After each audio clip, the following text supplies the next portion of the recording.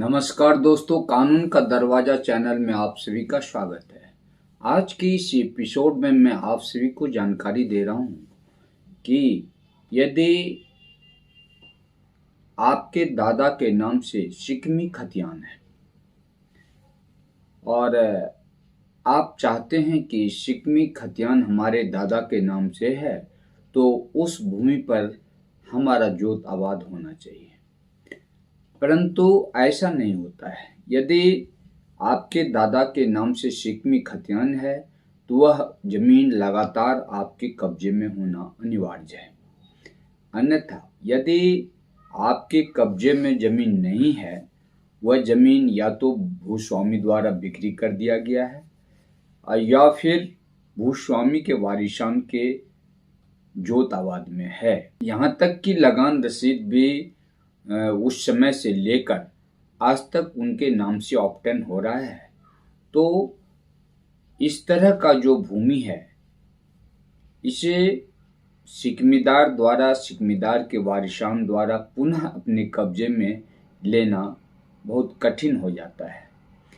यद्यपि शिकमीदार के वारिसान न्यायालय में बीटी एक्ट 48 ई के तहत मुकदमा दायर करते हैं तो भूमि सुधार उपसमहर्ता के द्वारा मुकदमा दायर होने के बाद उस लैंड इन क्वेश्चन वाली जो भूमि है उस पर बोर्ड का गठन का आदेश हो जाता है। और ये जो बोर्ड का गठन होता है भूमि सुधार उपसमहर्ता के आदेश से, ये बोर्ड गठन का देखरेख, इसकी संपूर्ण कार्रवाई, गवाहों का बयान या प्लॉट इंक्वायरी, ये सब अक्सर संबंधित अंचल पदाधिकारी या उनके अधीनस्थ स्टाफ के मातहत होता है। कभी कभी डीसीएलआर भी उस प्लॉट का इंक्वायरी करते हैं।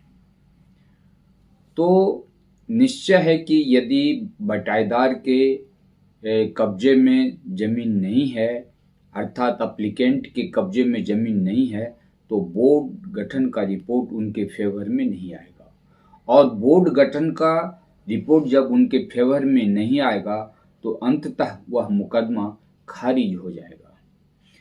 और इस तरह से अप्लीकेंट को काफ़ी आर्थिक क्षति होती है और मानसिक प्रताड़ना भी होता है, मानसिक क्षति भी होता है। तो इस तरह का यदि मामला हो, यदि शिकमीदार के कब्जे में जमीन नहीं है काफ़ी लंबे समय से, या तो वह बिक्री हो गया है या फिर भूस्वामी के वारिसान के जोत आबाद में है, तो इस तरह की भूमि पर उसे पुनः कार्रवाई करना उचित नहीं होता है, क्योंकि शिकमीदार का मतलब है बटाईदार। और जब बटाई में वह काफ़ी लंबे समय से नहीं है तो केवल पेपर रहने से वह भूमि आपके कब्जे में नहीं आ सकता है, भूस्वामी आप नहीं हो सकते हैं।